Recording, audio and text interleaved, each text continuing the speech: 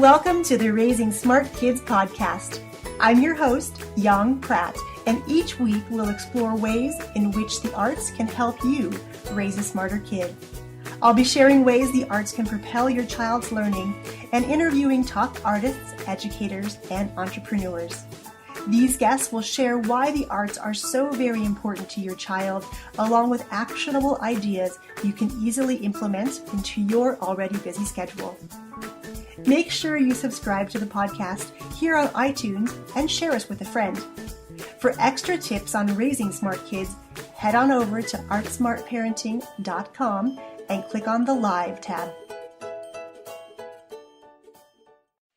Jennifer is an entrepreneur with a passion for growing and impacting her students, team, and her community.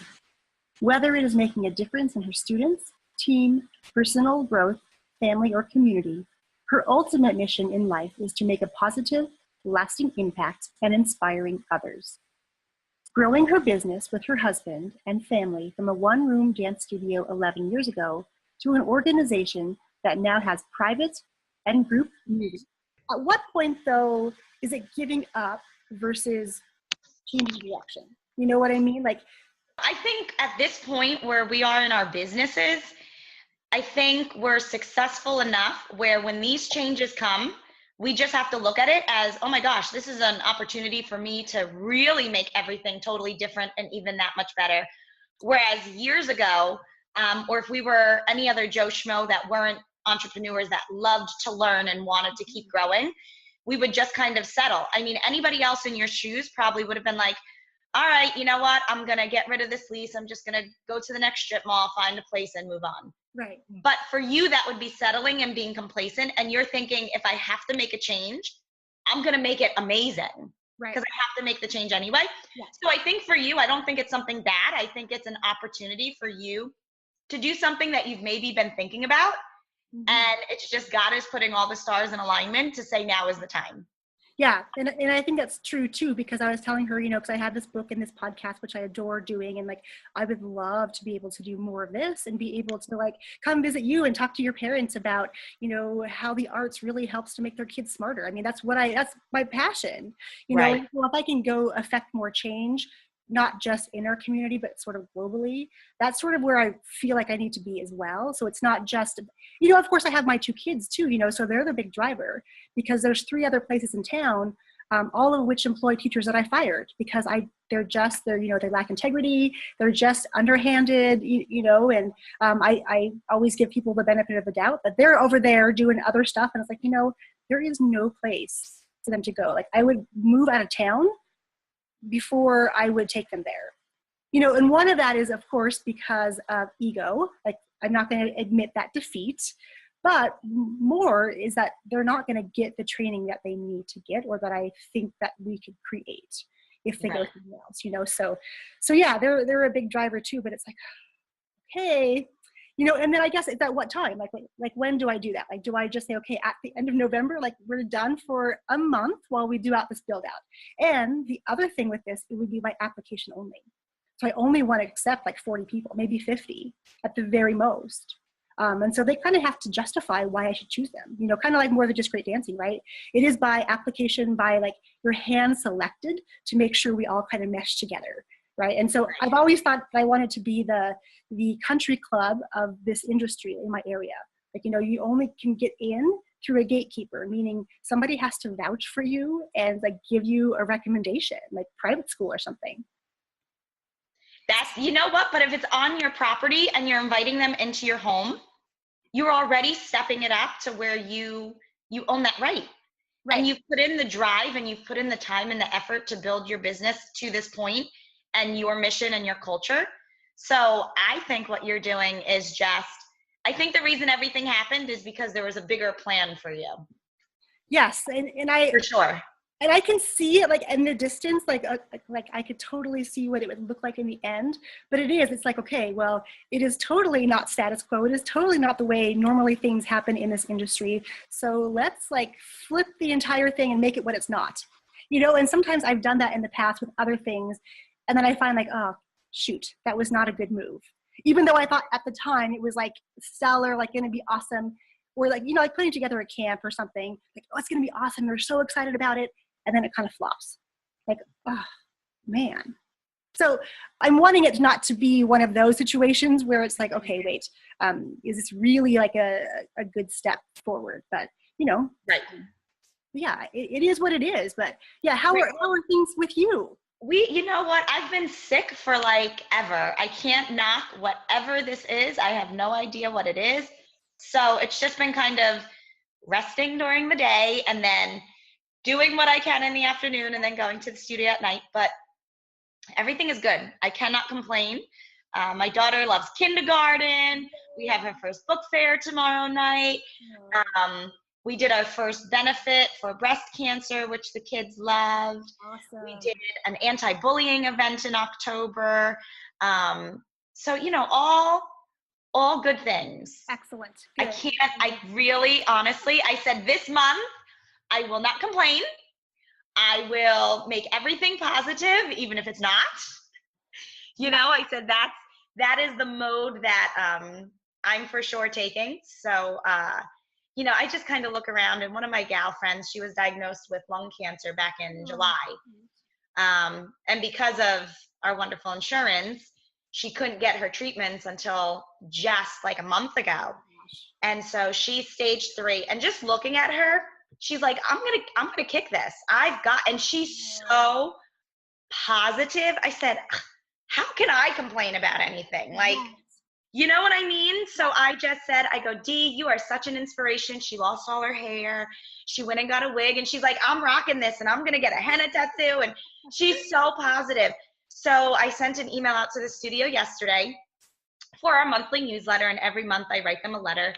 And I just said, you know what? We have 2 choices in life. We can choose to be really grateful and positive, or we can choose to be miserable. And I don't want to be that person that every time somebody sees them, you know how there's those people that just walk in and you're like, oh my God, they always seem unhappy. Yes. I said, I never want to be that person. So I'm just going to smile, and life is going to be great until, there's another reason not to be thankful. But other than that, I'm just, we're good. Adam and I, everybody's, knock on wood, just my cold, but other than that, everyone's happy and healthy. So good. And Adam didn't come with you to the last conference, right? He wasn't there, or did I just? He did. He didn't go to members rally because my parents couldn't watch Bailey, but he did come to Chicago. Did I just miss seeing him then? Probably. He's like the mayor. He just walks around and talks to everyone. So he's very rarely standing with me because he's always walking around. That's funny. Well, and I feel like because of the way that the room was so lateral, so wide. Yes. I didn't even know who was there. And there were so many people there too. Yeah, it was kind of overwhelming. I felt like it was like a Sam Beckford event. Were you part of Sam? Yes. Okay. Yep. Yeah. So I very much felt like one of those. I was like, whoa, this is not small at all. Yeah, no, it was very, very large and long. And so he was just kind of doing his own thing. That's funny. Yeah. Cool. So tell me about this podcast that you do. Because I know I read your book, and I know you have the book out. So the podcast is in alignment with it? Correct. So the podcast is something I created about 3 years ago because I really felt, a drive. I was like pre-book, pre-everything. And I really wanted to express to parents, especially just our parents, that, when you bring your kid to us, it's not just because they're coming to learn a skill. Yes, they're going to walk away with some great skills and great ability. However, the arts is about what more than just great dancing is, right? It's about how do we cultivate a better life through the arts? How can parents, I talked to tons and tons of parents, and they always ask, well, why are you so creative? Like, how do you come up with that? And how do you even know, to do this stuff? And I was like, I don't know. It's just something that I've always done. Like, I've always just been a problem solver. And so this was my way to address this problem with our parents. Like, okay, all right, so let's talk to people who are entrepreneurs, who are educators, who are working in, just every aspect of life, having them come in and share the impact that the arts has made on them personally, and about the story of what they're doing in their own communities to bring that vision to life. And then how parents can walk away at the end of listening for 30 minutes and say, okay, what can I do today to bring more arts into my kids' lives? Do I need to go talk to my teacher? my kid's teacher and say, hey, I really feel like we could do something bigger in respect to the arts. Can I bring in a teacher every Thursday and can we play the drums, or, whatever it is. It doesn't have to be that massive.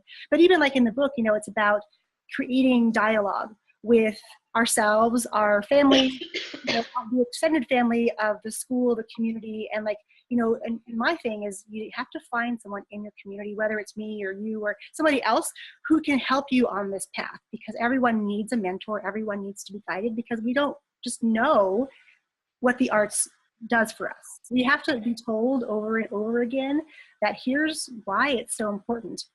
And especially I think now, because kids are, they're so media driven, they're so technology focused. I don't want to say anti-personable, but, I meet a lot of teenagers who they're not even able to look me in the eye and have a conversation because it's foreign to them.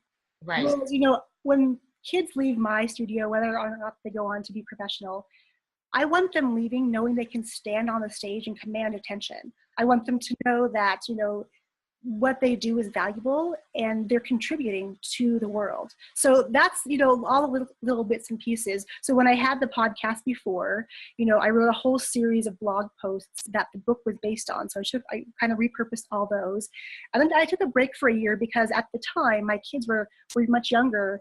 And what I really wanted to do was be able to do like project stuff, which was not really appropriate for an audio program. It was more of a video program. But at that point in my life, I was like, I'm not doing video. I'm not going to stand there and talk to people. It feels a little bit weird. I wasn't really into technology, so I didn't understand that there were tools that I could use that I wouldn't even have to be in front of the camera. I could just record the screen and show them stuff. But at that time in life, it was just not what I wanted to do. It was just going a different direction. So I ended it then, and I think it's been 3 or 4 years, and I kind of just relaunched it.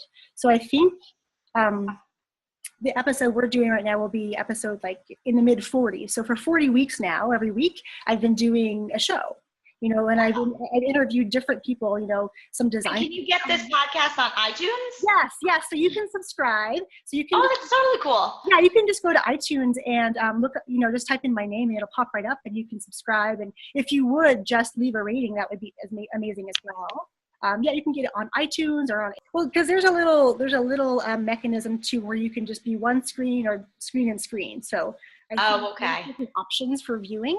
So that's what the podcast is. So with my studio parents, every Friday, we post a new episode, and I have a separate website that I have for the blog, and for the podcast. But I link them directly from our studio website over to there, and I give them a synopsis and say, hey, today's episode is all about this. I've had 2 different people who are experts at nutrition. And we talk about things like, okay, how are nutrition and the arts alike? And how does nutrition help kids in school to be more successful? How does it help them to be more successful in their arts activities? So it's been fun to have all these different conversations with, lots of different people, many of which I've never met before. I just kind of reached out and said, hey, I've been reading your blog and I love it. Can I interview you? They're like, yeah. One of the ladies I interviewed recently, she runs a company called Curiosity Pack. Okay. And it was actually probably right in your age demographic as far as having a kid in kindergarten. But she's a former school teacher, but she creates these monthly packs that you get in the mail with different learning objectives. It's very, very cool.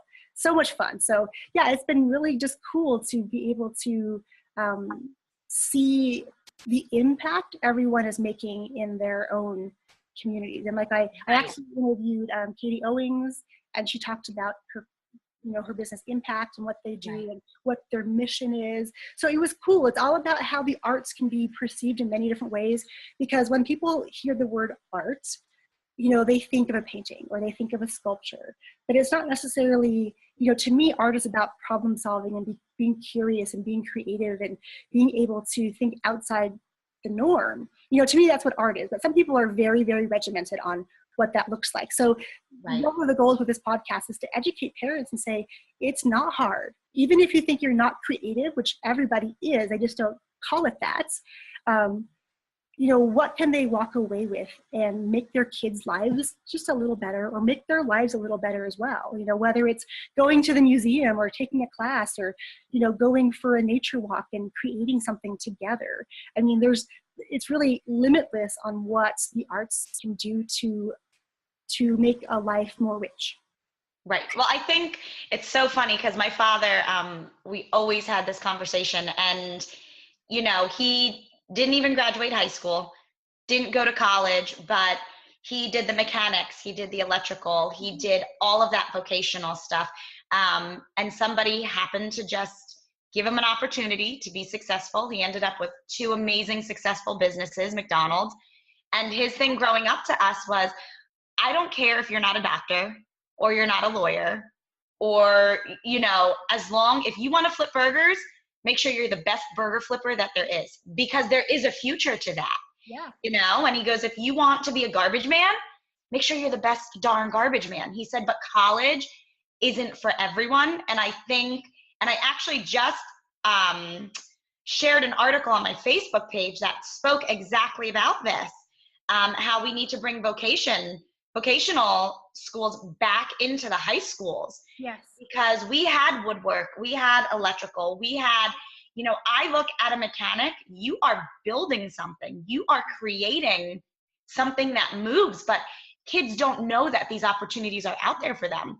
Right. And they're thinking, if I don't go to school, I'm a loser. I'm not doing anything with my life, because I'm not going to be a dentist. I'm not going to be a lawyer. I'm not going to be the next scientist. Well, there are so many things, growing up, I did the FFA, which is all agricultural education. And even that, the farming industry is seeing such a loss of hands-on in the trenches, the generation coming up. And that's really, some kids learn best that way, at being hands-on. They're not meant to be in a classroom and sit in a lecture hall, and that's okay. And I think a lot of where our society is, training parents and what, the Common Core.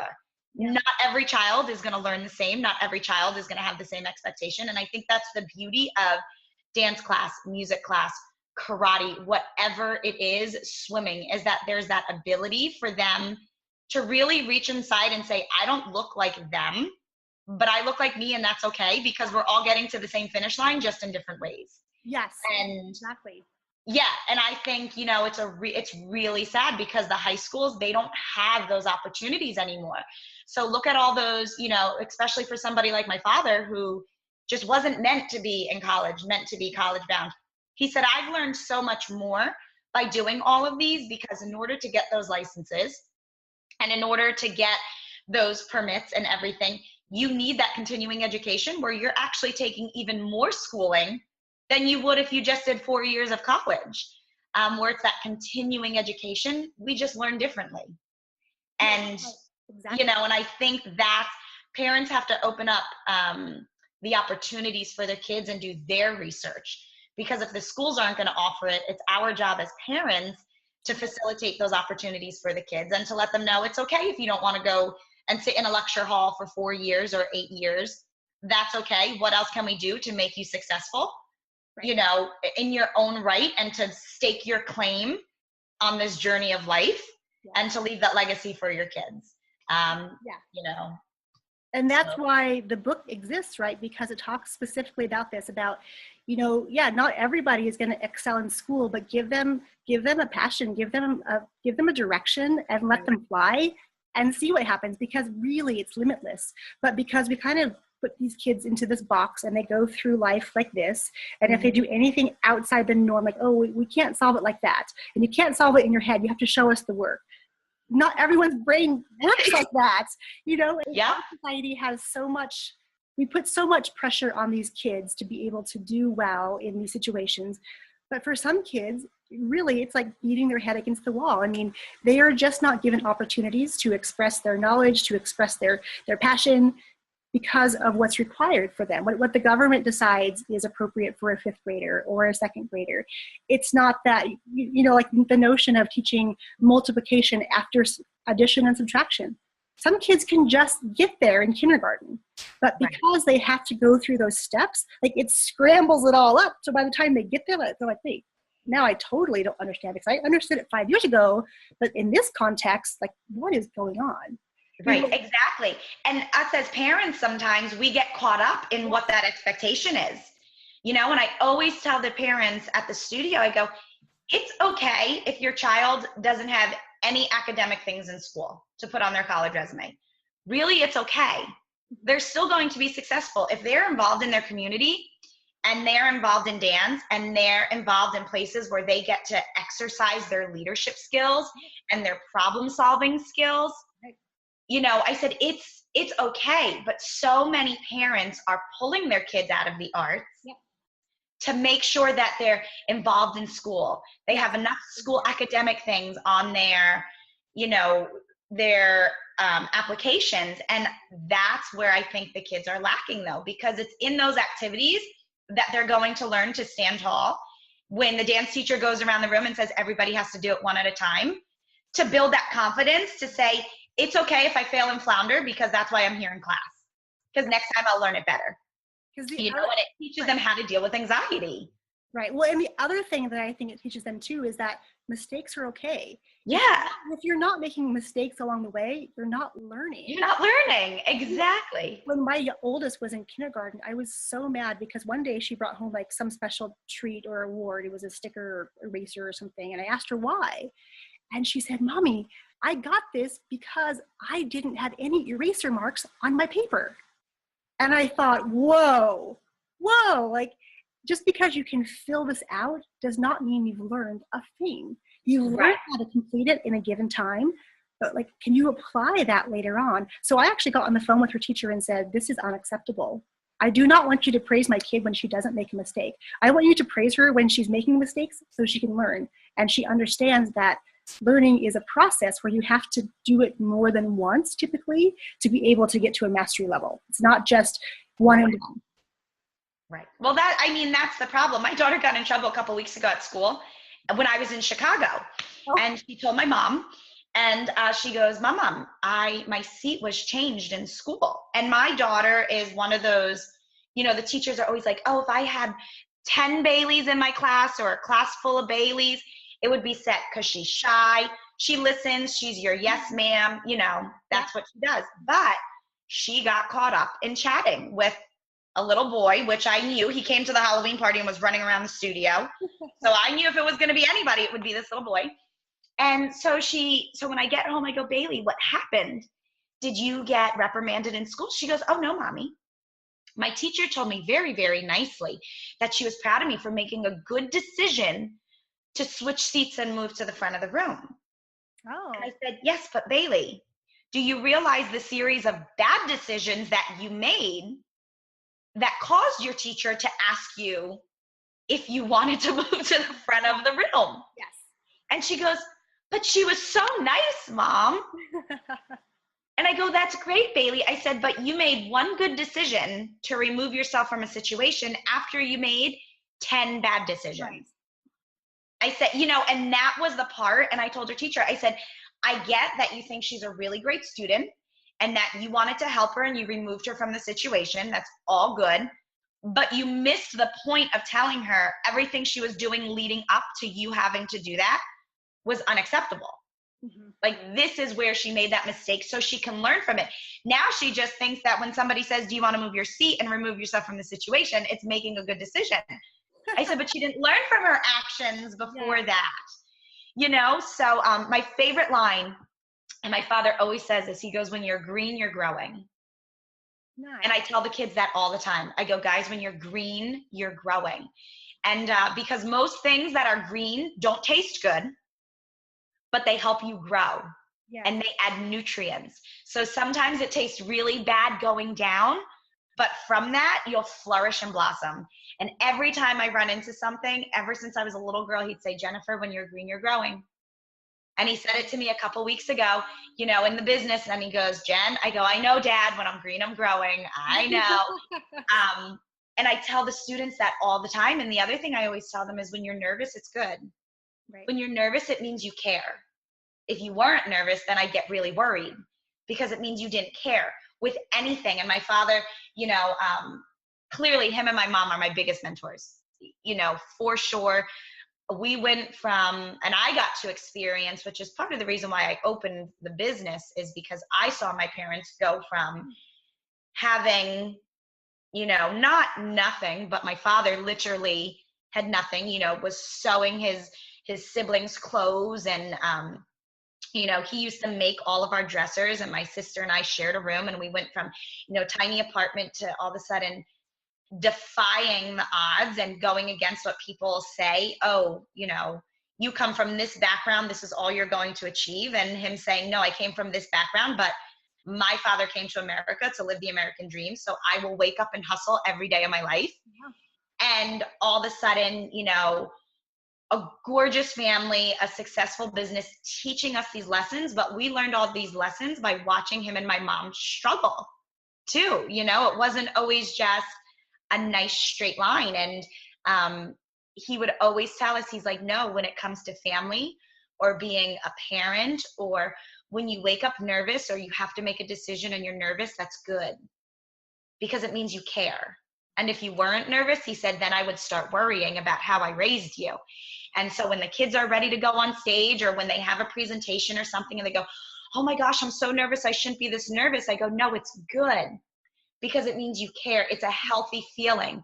And I think sometimes that is transferred over into anxiety a lot of times, where the kids aren't told it's okay to have these feelings and it's perfectly normal to have these feelings and to embrace it, where it's just switched over to, there's something wrong with me. Why don't I feel as confident as the kid next to me? And everybody's feeling that. And I tell them, even as an adult, I still get nervous and I still get anxious. And I think a lot of people confuse anxiousness and excitement with anxiety. And there's two different ways to treat them.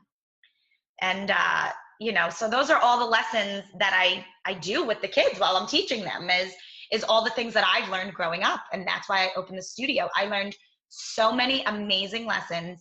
And someone took my father and said, I'm going to give you a shot. I think you have something great in you to share with the world. And when he had his businesses in Brooklyn, he would go into the high schools, and he was in the gangs and everything. And he would go into the high schools and tell these kids, just because society tells you you can't do it doesn't mean you need to listen to them.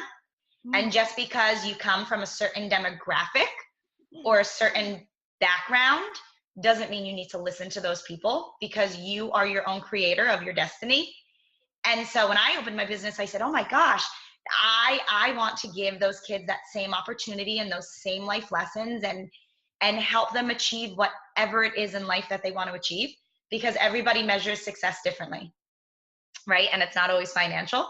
So helping these kids define what is success to them, because it's not going to be what it is to their friend. To their friend, it may be being the best on their basketball team, or with them, it's just, I want to be close with my parents, have a great relationship, and I love reading. Like, if that's success to you, that's okay. But they compare themselves too much. And I think it's stemming from the parents, though, because this is the first conversation I have with all the parents is, do not compare your children. Don't sit in the waiting room and compare your children, because they're not the same. They're not each other. And it's setting them up for unfair expectations. Yeah. So, well, and I think too that as parents, if we haven't grown up in a situation like yours where you had your parents to model this for you, most of us learned these things through trial and error, or we learn them from our teachers or by watching others. So there's always that I think that just a human nature to want to compare ourselves. And when it comes to our kids, we get so mama bearish about, oh my God, this kid is reading, and my kid is struggling to read. Right.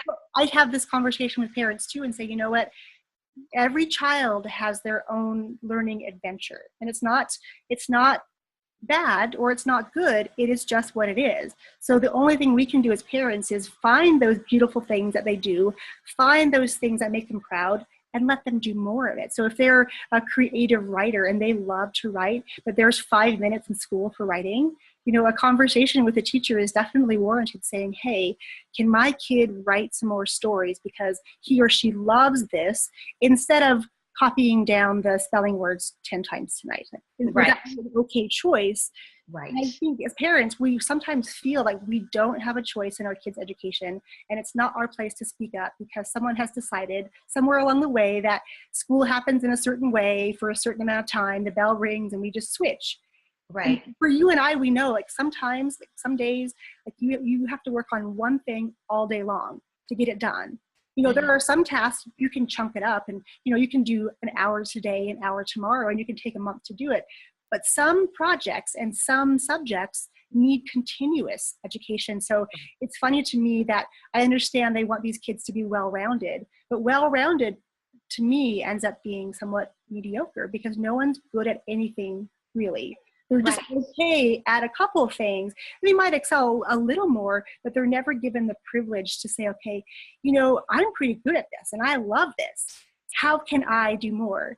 And so that's what I love about what you and I do, because these kids who have found that and who have parents who've said, yes, we acknowledge that you are good at this and we want to help you.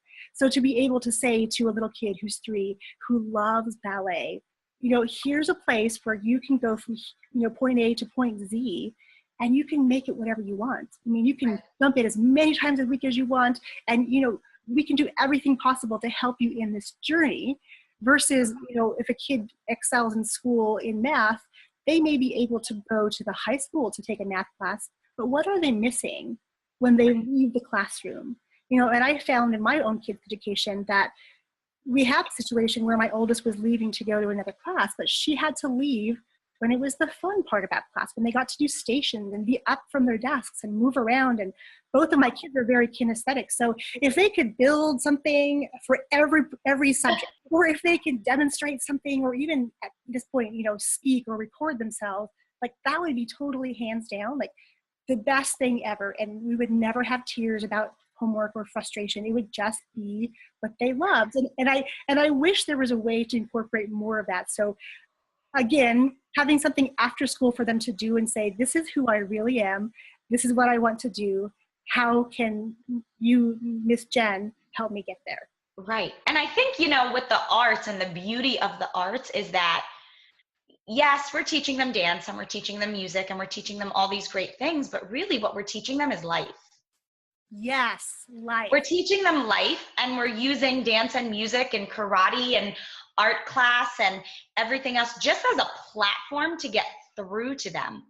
Because I don't think they realize that, you know, the tactics that they're learning in dance really transpose into life. And I actually, yesterday I had 2 teachers taking my oldest jazz class with the girls.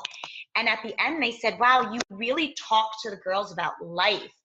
Because in the middle of it, these gals are between 13 and 15 years old.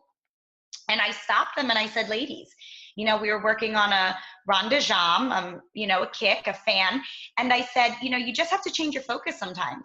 The strategy is the same. The end goal is the same, but you were focusing on corner right when you changed your tactic and focused on corner left, and all of a sudden you got it. So what you were doing wasn't wrong. It's just where your focus is. I said, it's the same thing in life. Sometimes we're on the right path. We're just focusing on the wrong thing. Yeah. So when you adjust your focus, then you're going in the right direction. And I said, you know, that's life. Or I told them, you know, then we started doing renversé turns. And I said, you know, ladies, focus on one thing. You're trying to focus on your arms, your legs, your feet, your turnout, your posture, your this. I said, focus on one thing. I said, and then everything else. I said, then when you master that one thing, move on to the next thing. And then I turned around and I told them, I said, that's what it is in life. I said, everybody always wants to multitask. Everybody wants to be great at everything. Be great at one thing and work on what you're great at, and your weaknesses, embrace your weaknesses and work on them, but really strengthen your one thing. What's one thing that you want to work on? And they were like, wow, Miss Jen. And so, you know, it's nice to be able to tie those lessons into the students, you know, what they do, because we're not a competitive studio. We're mostly rec. So a lot of these kids will come to me either because they just want exercise, or yeah, they want to learn dance, But then I have kids who come to me because they just don't have anything else to do. And they end up staying because they like dance, but they love how it's helping them with everything else in their life, you know? And so when they ask a question, they'll always start with, and I go, be confident in your question. It's good to ask a question because you're being somebody's hero. And I always use the example when I go out and I talk to kids, because I do a lot of workshops within the schools, and I go, guys, when you're in math class or you're in science class, raise your hand and ask a question, because you're going to be somebody's hero, because you have the courage to ask a question that they may not have. And secretly inside their own head, they're going, oh my gosh, thank you for asking that question because I really needed it. I said, so by you using your confidence, I said, if you're not sure of something, that's never something to be embarrassed about. Speak up with confidence. Ask your question with confidence. Embrace what you don't know so you later can embrace what you do know. And so now they're working, or if they start a question, they'll go, oh, I said, I'm like, that's okay, because next time you'll know. And then all of a sudden, they start speaking with this sense of clarity, where it's not the and that ties over to when they are speaking to a teacher, when they are speaking in front of a classroom. And I always tell them these lessons aren't just for school, because one day you're going to have a job. Yep. And you're going to have to do a presentation, and your boss isn't going to coach you on how to do it the right way. They're going to expect you to know these things and these lessons. So start learning it now, so when you get there, you're prepared. Don't get there and be unprepared and then be upset because you had this time to prepare for it. So you know, I think the arts I think it teaches them all that. No, I agree. So if you have a conversation with a parent who's new to dance, what are like the top 3 life lessons you would say that you focus on when they come to your studio? For sure, the first thing would be work ethic. I think to be even good at any type of art, you have to have a certain work ethic to come in and do it over and over 150%, because 20% isn't going to kick it, even just to kind of get the step or whatever it is. So for sure, it's a work ethic. You can't be lazy and be successful in any way, shape, or form in the arts. So I tell them work ethic. The other thing I always tell them is perseverance, because you're going to get knocked down so many times, not by anybody else but yourself.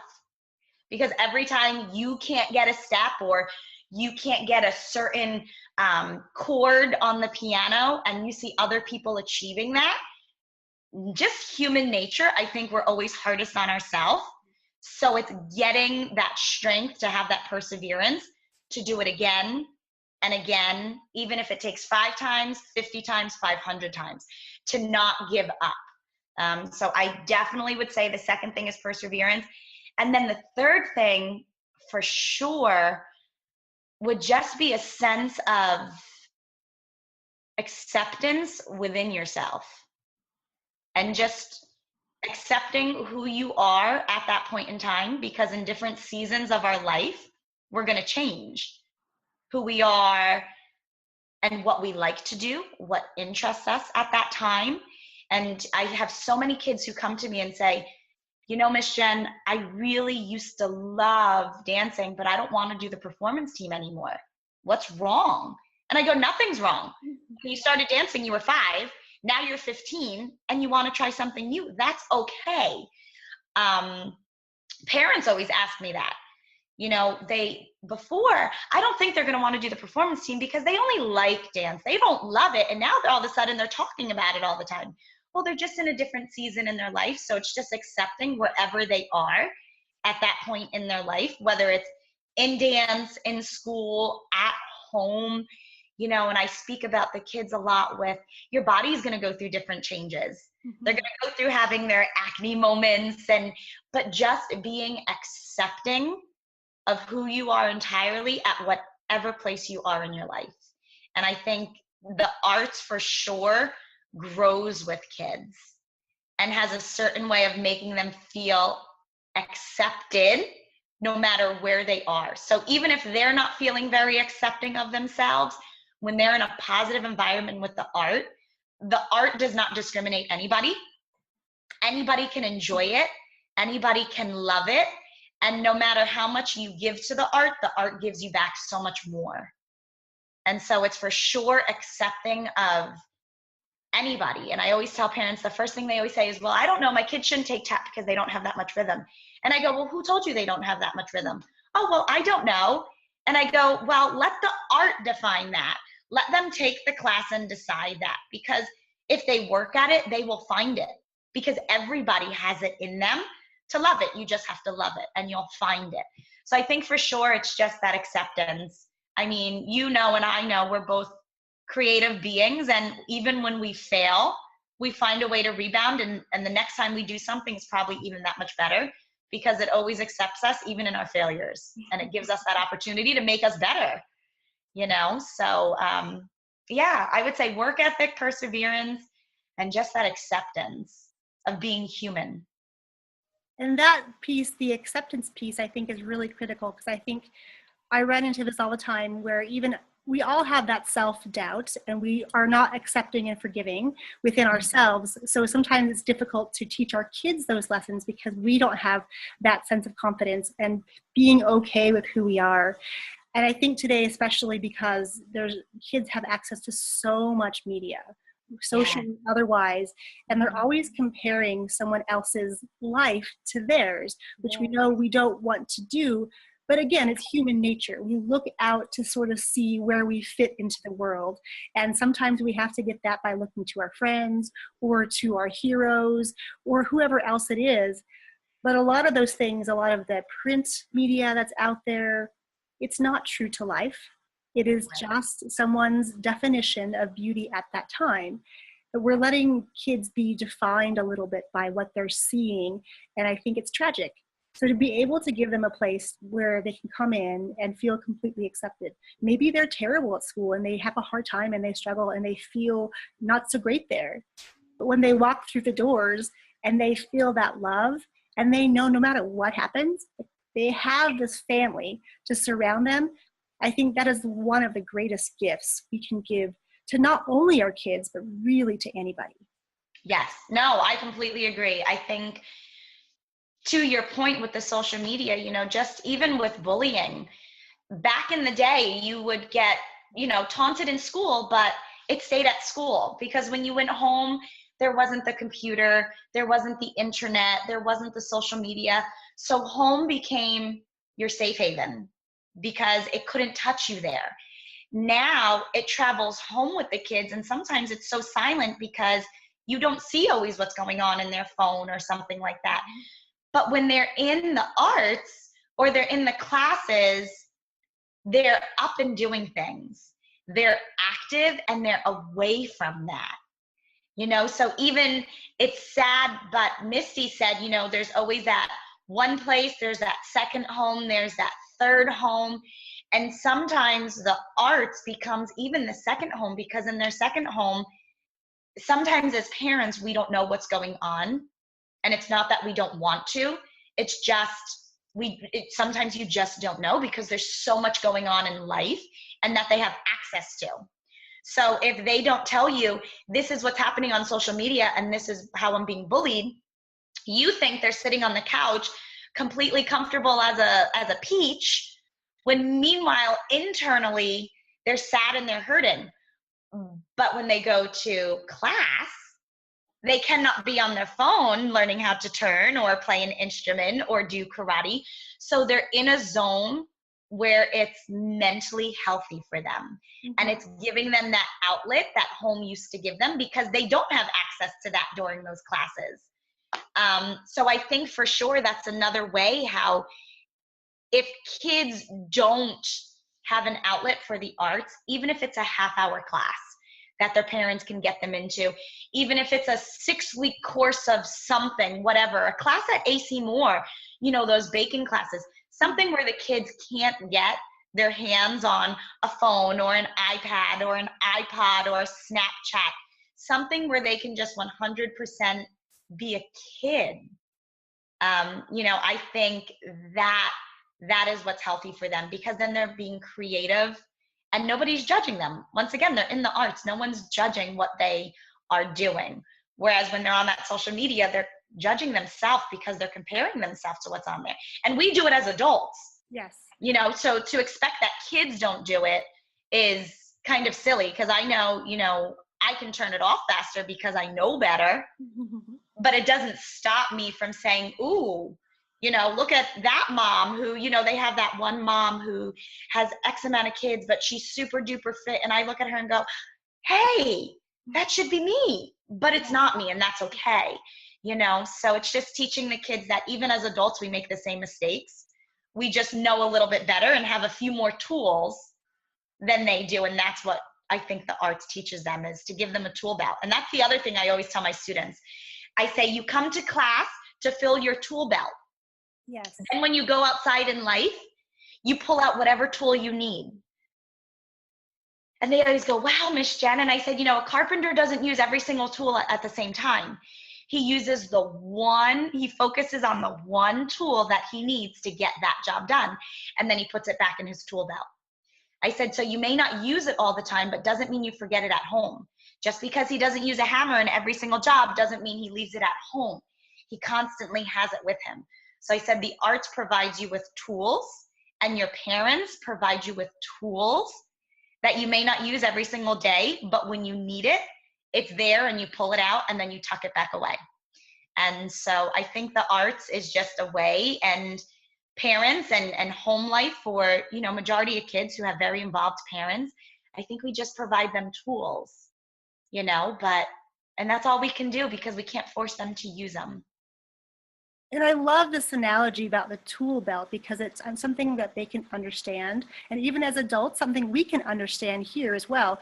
Oh yeah, there are a different tool. And so when I'm driving my car, I use one set of tools, but when I'm home cooking dinner, it's a completely different set of tools. I still know those other things, but I put them aside to do, like you said, the one thing. What is the one thing you can focus on? The one thing that you can do today to make yourself better than you were yesterday. So that is amazing. And I love that you said also that when the kids are coming to classes, we're asking them to put their phones away. I also think we're asking the kids to get out of their heads and to really not be able to focus on that negative self-talk, which we all have. And it's just part of who we are. We just need to have, again, the tools to be able to silence that when we need.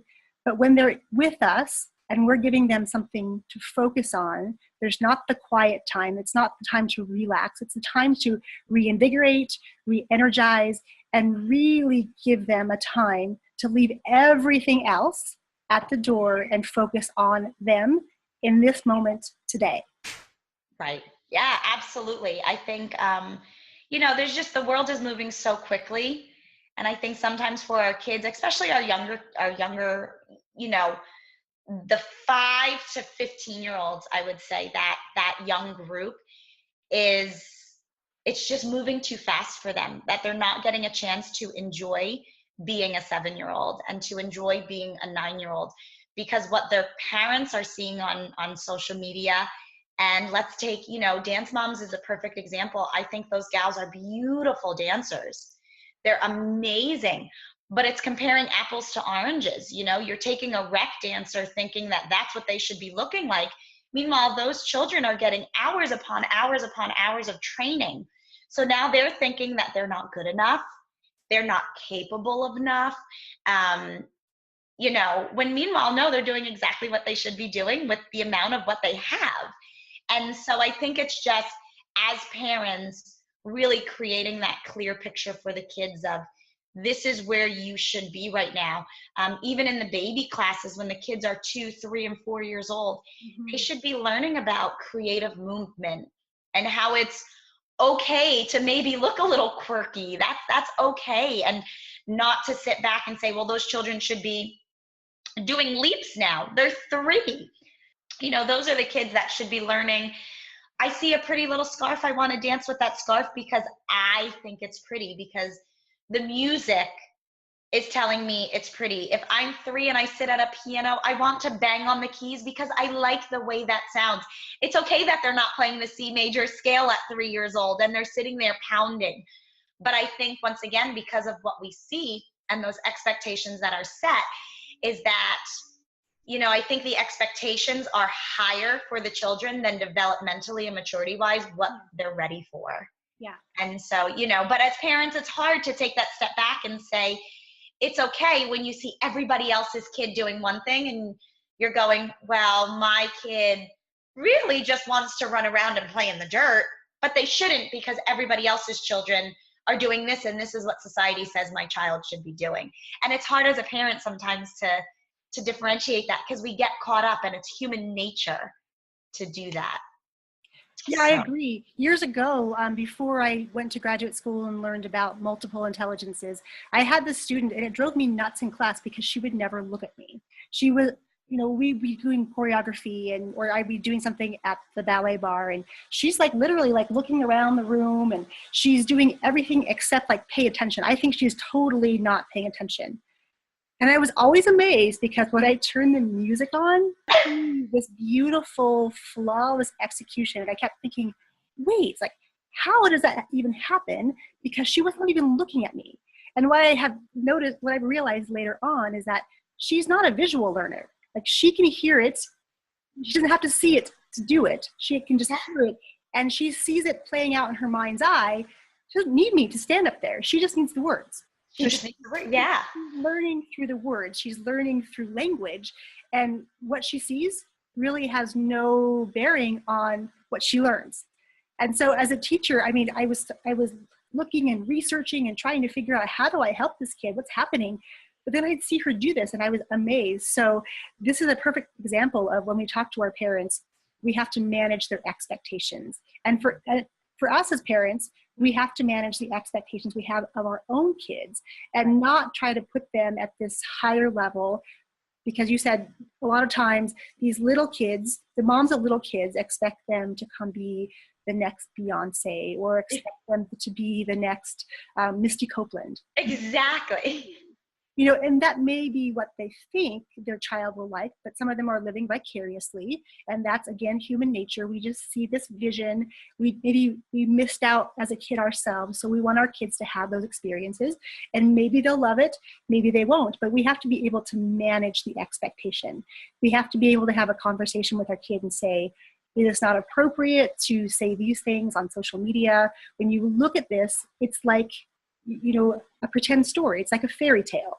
What you see on social media has nothing to do with their real life. It's the image or the persona that they're creating of themselves, maybe to make themselves feel better, but really posting only the good bits. We don't ever see the bad bits when they fell down or, the building burned down or they crashed on their bike.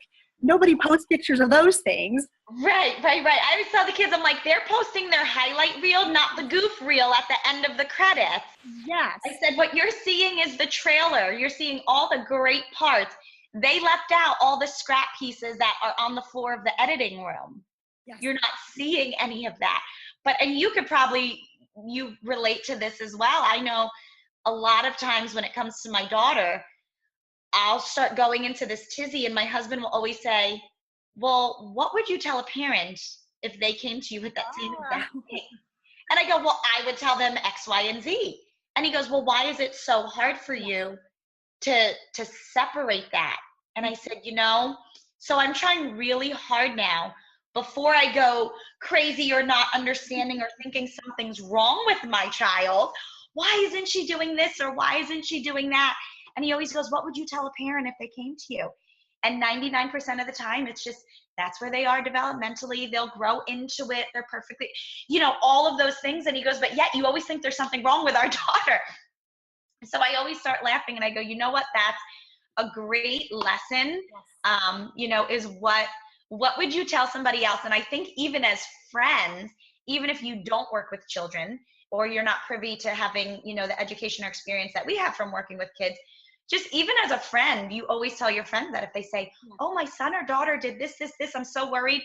As a friend, we turn around and go, oh, my child went through that. It's fine. Don't worry about it. But we never do that first for ourselves as parents. So I think, my biggest advice, and I'm working on this with parents, would be, what would you tell another parent? Would it be totally okay and accepting and the kids will come out of it? Then be accepting, and it's totally okay of your kid too, because, sometimes we just need that comfort, and I think the other biggest thing that I see all the time is, and I experienced this growing up in high school too, parents telling their kids how to feel. You didn't get that part. You're going to be so upset if you don't get that part. Well, of course, now if they don't get that part, they're going to be so upset because mom told them to be so upset. If you get a bad grade, you're going to be so disappointed when you don't make it into the school that you wanted to get into. Well, of course, they're going to be so disappointed because you just painted those feelings for them. And when I opened the studio, actually, no, I'm lying. When I first got pregnant, my parents sat me down and they said, kids don't come with manuals. You just do your best, and you're the best parent because every day you just wake up and give your best. And that's what makes you the best parent. And, I always tell the parents, our job is not to help them when we're here on this earth. And because we're always going to be able to brush off their boo-boo, kiss away their sorrow, like we're always going to be here, but we cannot do it so much to the point where when we're not here anymore, they don't know how to do that on their own.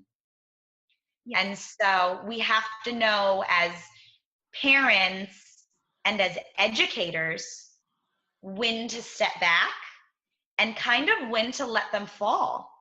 And then embrace them when they fall and teach them that's okay, but we have to be okay with letting them fall. Because if not, they won't know how to pick themselves back up when we're not around. And it's hard. Hard. Yeah, and I think that's the hardest thing, whether you're a parent, a teacher, a coach, and I think the place you find it the most is the arts, because the arts has such a competitive nature to it. Well, my kid did this in field hockey. What did your child do? My child did this in karate and they have this belt. What does your child have? I think that's the easiest place. But I told my kids this weekend when we did the benefit, I said, Gaz, let me tell you something. I said, in life, everybody doesn't get a plastic trophy. In real life, there's winners and there's people who flounder, but then they pick themselves back up. I said, so, that's real life. Not everybody gets recognition. Not everybody gets acknowledgement. Those are things that you have to work for. You have to work to be acknowledged. You have to work to be recognized for your hard efforts. I said, and it goes hand in hand with respect. Respect isn't given. It's something that's earned. And I think that's the other thing that the arts teaches you is, success in the arts isn't given to you just because you want it. And I always tell the parents, I actually said this at my performance team meeting, because you always have parents who want their children, to move up, but they look really pretty. They look like they can keep up. And the best analogy that I've found is, yes, they look beautiful on stage. Yes, they have energy beyond belief, but if their technique isn't there, it's not there. That's like going into school and telling the math teacher, well, 2 + 2 really equals 9 because their penmanship was beautiful and perfect. It still doesn't make 2 + 2 = 9 right, just because they were put together and they're, it just doesn't make it right because it looks beautiful and that's what you want it to be. So I think sometimes as parents, we want it more for our kids than our kids want it. Yes. And it's knowing that difference. And that's why I said I was blessed to have great parents that kind of, when I get in that mode, they snap me out of it. But for sure, having those lessons along the way, there was 5 of us in my family. Wow. So yeah, we were never compared to each other. I was never book smart, but my big sister she is one of the smartest people I know. And she just makes me so proud because she's so smart. All my siblings are so smart. And I was always that one that just wasn't book smart. And, my oldest brother was one of those kids that didn't have to study, but could still get a straight A, right? Or my little sister right now, she's like, no, I'm going to go for my master's and I'm going to go for my doctorates. And I'm like, oh my goodness, I couldn't even make it through like the first two, but yet I'm successful. Yeah. And I have a successful business and I'm making a difference in my community and I'm impacting lives. And I'm continuing to learn just in a way that suits me.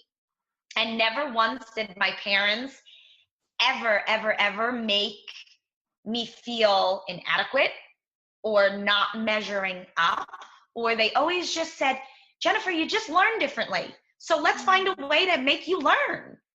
And so I did the piano and the violin and the horseback riding and the karate and the dance, and because that's how I learned. That's what stimulated me. So for sure they embraced it. And that was it. And when I said, I want to open a business, they said, great. And the one thing my father said was, how are you going to keep learning? What a great. And I said, I'm going to take classes. This is what I'm going to do. And so it wasn't, no, don't do that. It was, that's wonderful, but how are you going to keep learning? How are you going to keep growing? And the expectation for my sister to always get straight A's because that's what she was capable of was equivalent to my, you studied really hard and you got that C, that's wonderful. But now, how are you going to get better? Okay. You know, that's a great takeaway too. There's a couple parts to this, and one is teaching our kids to be able to define what success means to them. Because when we look around the world, there's lots of ways to be successful, but until you yourself, and I still 16 years later into my business, every day I have to reevaluate this question. What does success mean to me? What do I need to create in the world? What is my vision? What is my mission? How can I make the most change? And what does it mean to be successful? So I always tell my kids that, you know, when you're going on a road trip and you know you want to get to a certain destination, there's lots of different ways you can get there. You have to choose the best path that works for who you are in this moment. You know, tomorrow it could change and maybe you'll turn around and go the other way.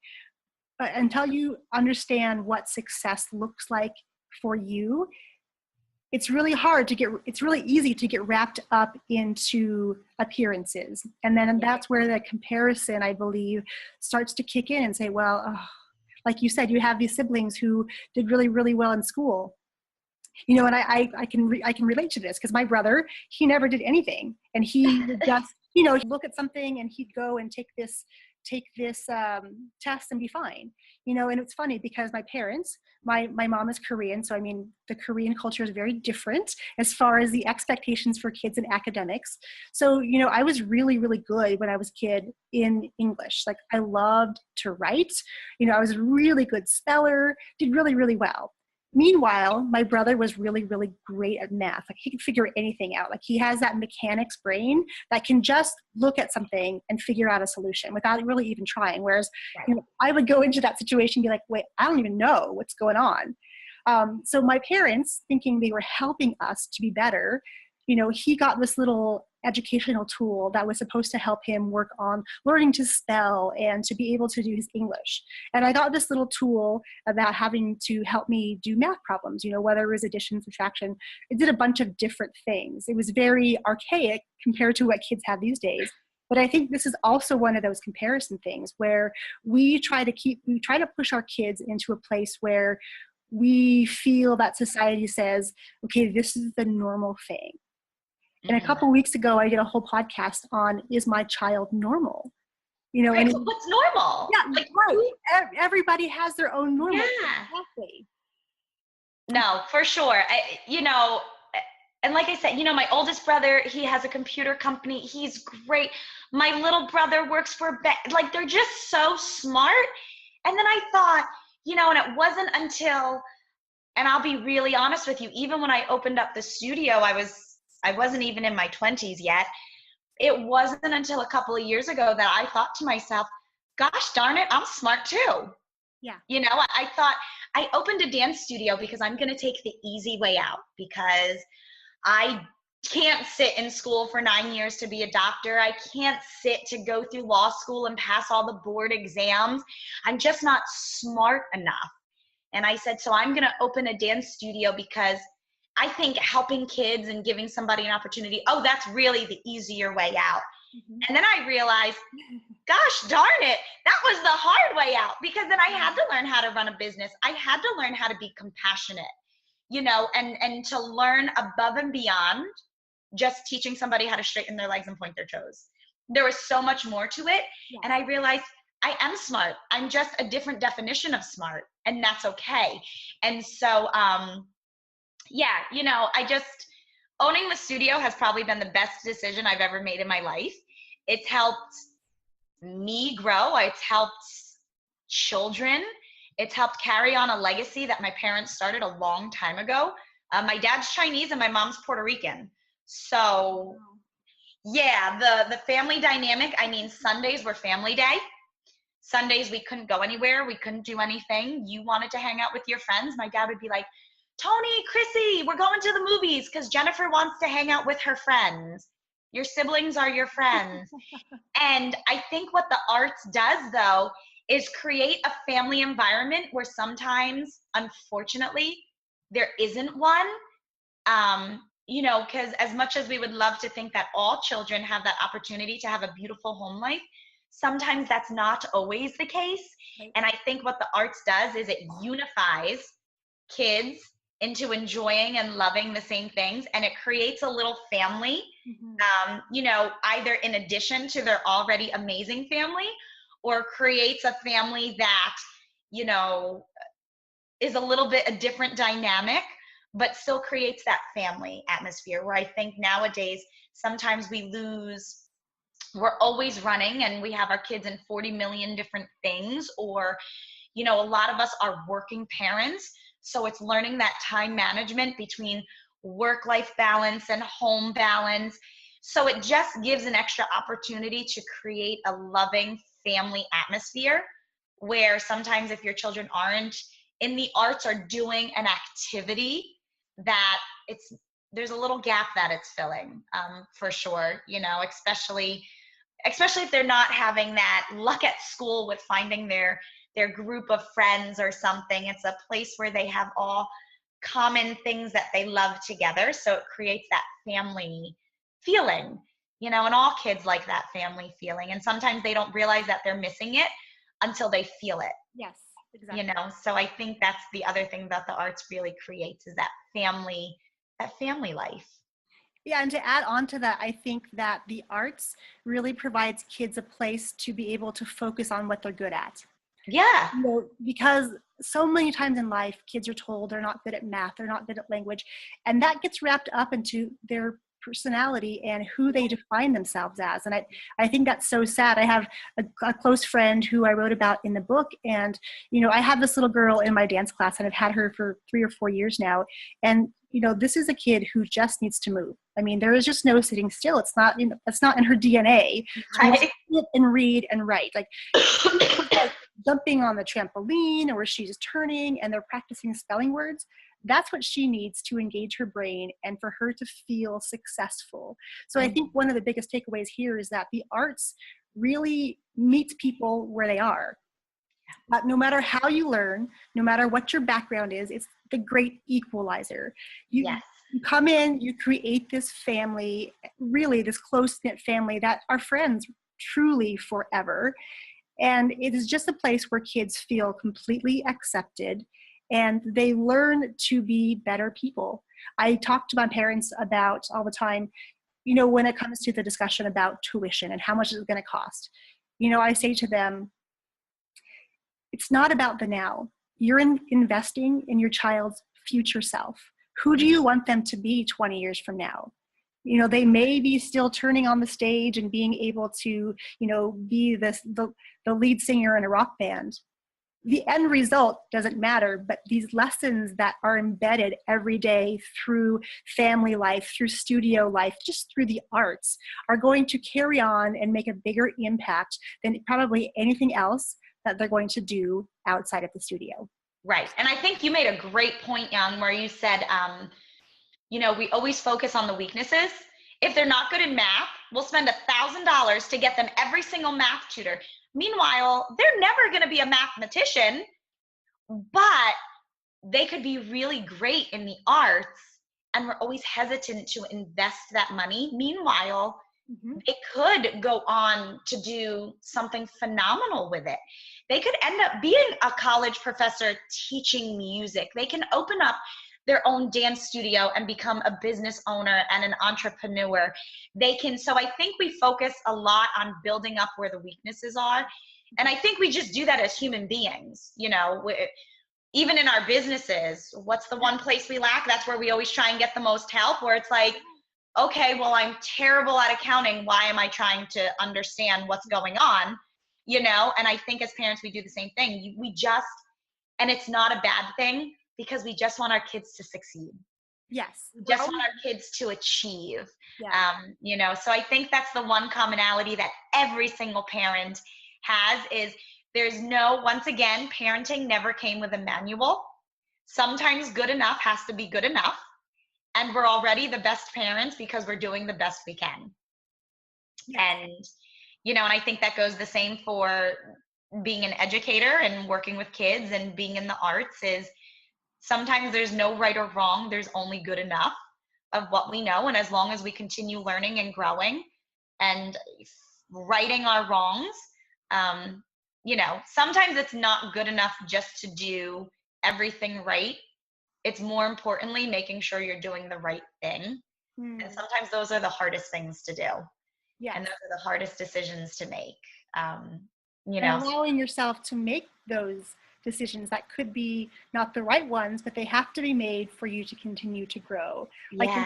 Like your dad had said to you, if you're not green, you're not growing. So Yeah. there's not always that bit of fear or a little bit, I guess, of trepidation, or really, if you're feeling those feelings, it's probably a good thing, right? Because it really tells us that we're still growing, and then there's something better on the other side of that growth. It's just a matter of allowing ourselves to understand that that process is okay. We don't have to have all the answers.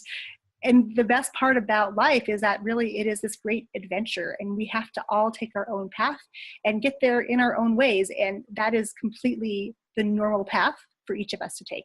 Right. And I think too that it's important for everyone to do the arts, even as adults, because I think with the arts, whether it's dance or figure skating, whatever it is, it's always evolving and changing. Yeah. So you're almost always forced to be learning and growing. There, you never reach a point where they say, yes, you have mastered it, and that is it. You got 100% on your board exams. You know every single law inside and out. You're done, go practice, you know, until they change something. Yeah. With the arts, it's always evolving.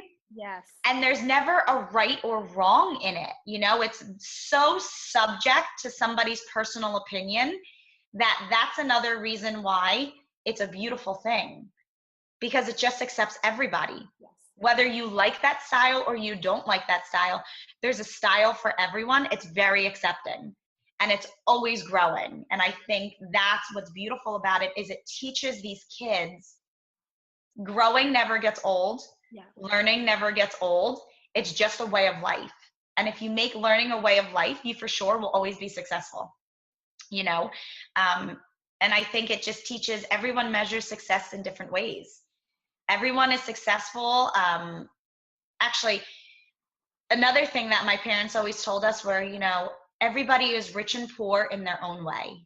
And they said, you know, some people are rich financially, but poor emotionally. They don't have those relationships. They don't. So no matter how much money they ever make, and no matter how big and beautiful their house is and the amazing car that they drive, if they don't have somebody to share those happinesses with, you may see them as successful, yes, but to them, they're not. And they said vice versa. You know, once again, growing up, my father built our dressers. You know, I wore my sister's clothes. And then all of a sudden we went through this change where my parents were really, really ultra successful. But the memories that I learned from were those where we were fruitful and rich in growing up, in having each other, and having that family life. And that's what I want to build for my daughter, where I may never have the biggest house, but that's okay, because I'll have a happy house. And to me, that's rich. You know, and so it's so great when I interact with the kids and when I interact with the parents, having them come in and knowing that everyone defines rich and poor in different ways. And I always have so many parents that'll say, you know, and I'm sure I'm like, you drove in a Mercedes and you're complaining about a $3 raise, right? But then I sit back and I always remember what my father said. Everyone defines rich and poor in different ways. Yes. And who am I to judge them on that? So that's what I try and teach the kids. You know, everyone, don't judge people by what your definition of being rich and being poor is, because it's not always monetarily. It's not always financially. Sometimes it's just emotionally or relationship wise, or, you know, and through the abundance of the heart, the mouth speaks. So most of the time people will speak out what they're feeling inside and we don't understand. And I think that's why the arts are so beautiful, because everyone communicates differently. And sometimes that's the only way people know how to communicate. So I think it's another outlet for kids who maybe can't sit down and say, hey, mom and dad, this is what I'm feeling today. I'm feeling sad, I'm feeling lonely, or I'm feeling super happy, I had a great day. Sometimes they don't know how to communicate that, but they can do it by movement or by sitting down at a piano and playing a beautiful piece. You know, I think it's a communication tool. And I think sometimes the arts is shadowed over and it's not used as a communication tool all the time, where I think it's a huge asset to a child to be able to go in and just move. And if they're feeling sad, move sadly. If they're feeling happy, move happily, and just have that come out. You know, it is a language, and I think it gets overlooked. Arts is a language. It's communication. And we just use it sometimes as what appeals to the eye, not what do we see in their soul. Yeah, and this goes back to what we were talking about before, is that really art is in the beauty of the beholder. Yeah. It can really be anything. It's not defined by the painting on the wall or where it's located. Just because people have, you know, applauded something does not mean that you're going to like it or that it's art to you. So again, everything we talked about today is such a testament to why the arts are so important for kids to have access to. I'm curious to know about your story of how you got to opening a studio. Oh boy. I always danced. I started dance when I was 3 years old. My parents put me in just because, you know, why does any parent put their 3-year-old in dance? They are at home standing in front of a TV, shaking their bonbon. My first dance recital, I didn't move. I stood in the middle of the stage. And I wasn't always heavily into dancing. I loved it. I was a competitive dancer, but I never said, oh, I want to own my own dance studio. That was never it for me. I actually wanted to be an astronomer. Wow. And I think part of that beauty was the unknown. And I always said, and I told my husband this, I said, if there's ever a point in time where they do a raffle and I get chosen to fly to the moon, I will fly to the moon. Because, you know, I just think there's such beauty in the unknown and what else is out there. And sometimes the most beautiful things can't always be seen. And then I realized you had to be really good in math, and I'm terrible in math. So that's what actually stopped me from pursuing becoming an astronomer, because you had to be able to do all these equations and all that stuff. And I thought, well, maybe it could become my hobby. You know, it could become my inspiration. Then I said, I love animals. I want to be a vet, but I'm petrified of needles. So I said, oh, I can't be a vet. But the one thing that always stuck with me was working with my father and watching my parents build a business. We moved around a lot, but seeing how they worked together, and they were two passing shifts. My mom worked during the day, my dad worked at night. And then when they opened their own business, it was just that daily grind and that passion to provide for the family. And that's what it was about. And they just worked cohesively. And every weekend, I remember being like 10 years old or 9 years old and going to work with my father on the weekends, and I got to wear my manager's suit. And I always said, Daddy, when I grow up, I'm going to work in the business with you. Wow. And I just loved that energy and that drive and that passion of having a business, but also seeing it's a direct reflection of the legacy you can leave for your family. And how you can provide for your family. And when you have your own business, you are in control of your destiny. And you may fail, and that's okay, but you're still in control of what you do with that failure. And so I think owning a business was always written in the stars for me after seeing my parents live it. And my mom wasn't always directly in the business, but for sure she raised us kids and gave my father that opportunity to do that. So they worked cohesively hand in hand to build the life that we had. And so I loved dance. And then I realized I loved being a leader and watching this business create an opportunity for my parents to give back. And that was the other thing they always said. They said, when you are blessed with goodness, you give back tenfold. And in their businesses, every Christmas, they would go to the Children's Hospital in New York, and they would find out how many kids were in the kids department.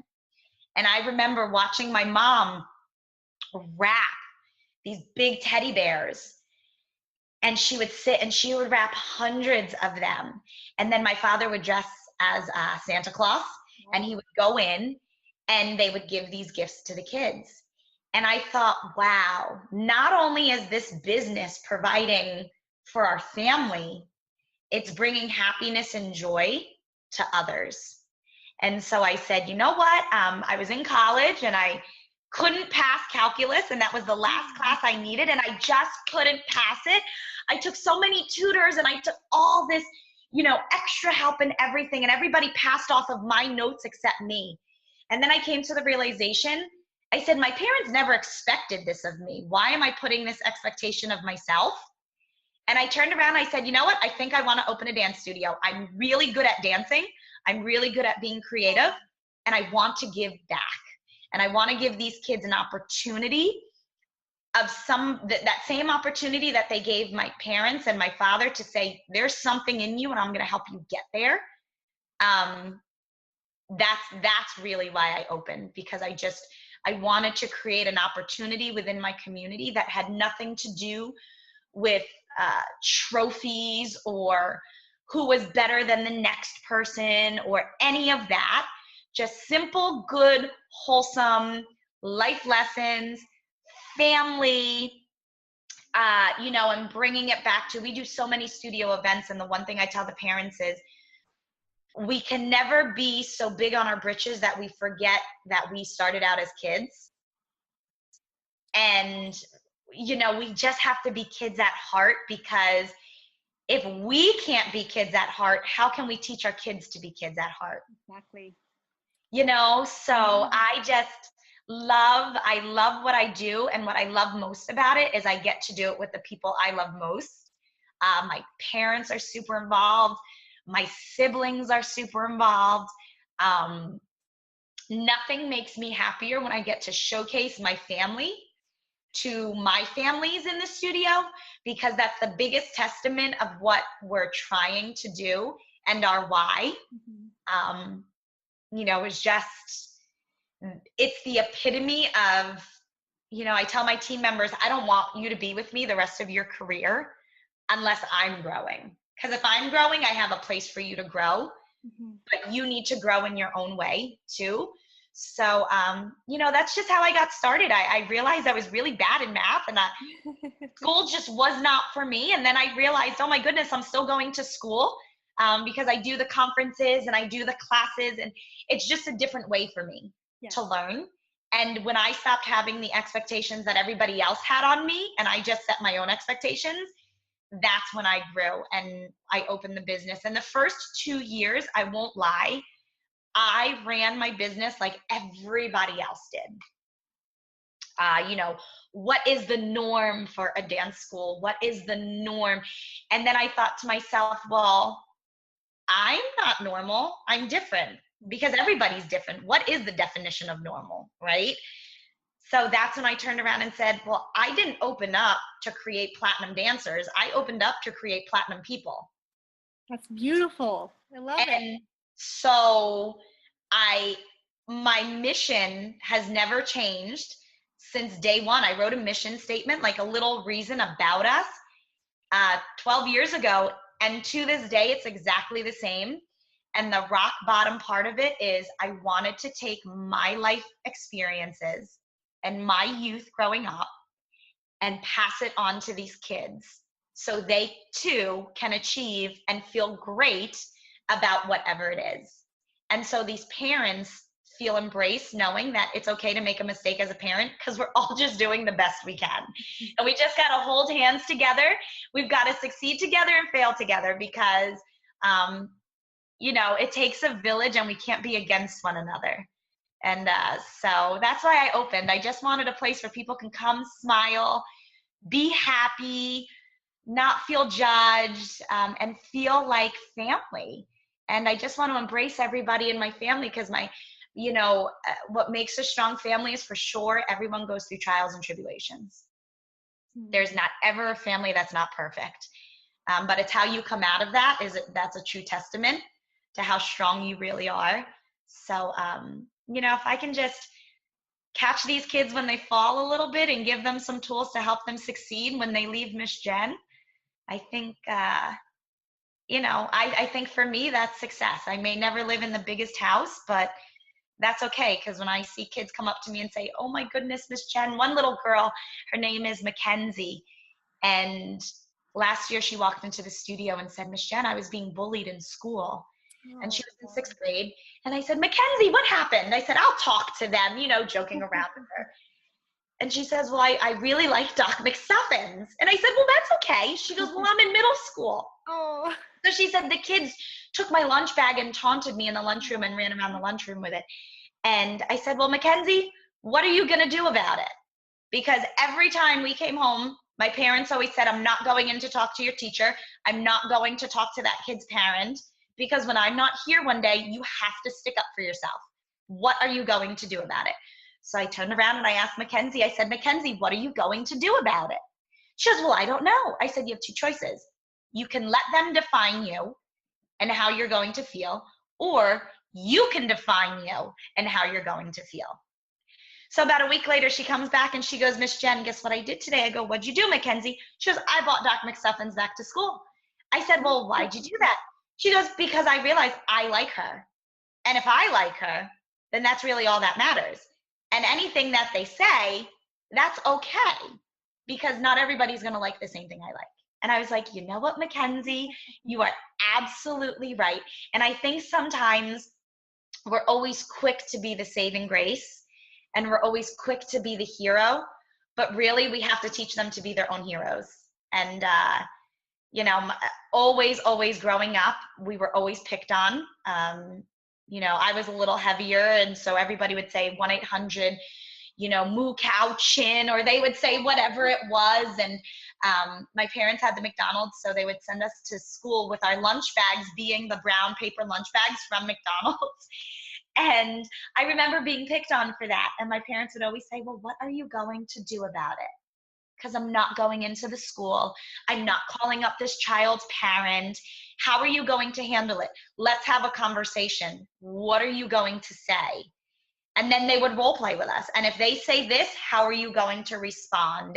But we're not going to do it for you. We're not speaking for you. We're not defending you for you.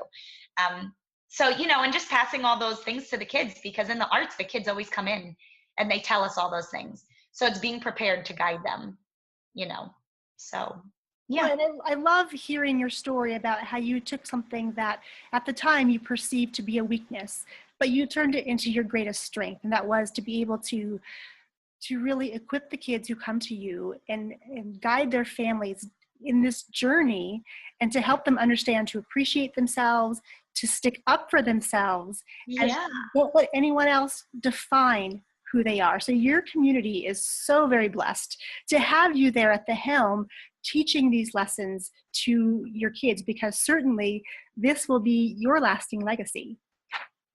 Yeah, it's fun. It's definitely, a passion, and we can't write our children's stories for them. We can only read it along with them as they write it. So what is the website address of your school? It is danceitupstudios.com. Excellent. I will make sure that I put that all in the notes so people can click right to you, because I think that they need to go see what you've created there. And if there's not something in their local communities, hopefully that will inspire them to go out there and have sort of a roadmap to find a school that speaks to them and speaks to who they want to be as parents and who they want their kids to be. If our listeners have more questions for you, what is the best way for them to reach you? For sure, they can email me at danceitup1062@gmail.com or info@danceitupstudios.com. They can also call the number 609-581-0808. I'm always up for chatting. That's probably my greatest thing. I am Spanish, so I love talking. I'm more than up for a nice little chat. Or they can just come visit us. For sure, we love just embracing any person who wants to come be part of our family, even if they're not coming for a dance class. Sometimes it's just nice to have the community in and involved and doing all that good stuff with us. So they're more than welcome to just pop on in anytime to chat with us. Well, excellent. Again, I'll make sure that I share that so people can reach out to you directly. And I still want to thank you for your time today. I've learned so much about you, and I have loved hearing your story, hearing your passion, and understanding that what you're doing is just making such a huge impact. And I so appreciate your time and everything that you do. Thank you, Young. Thanks for tuning in to the Raising Smart Kids podcast.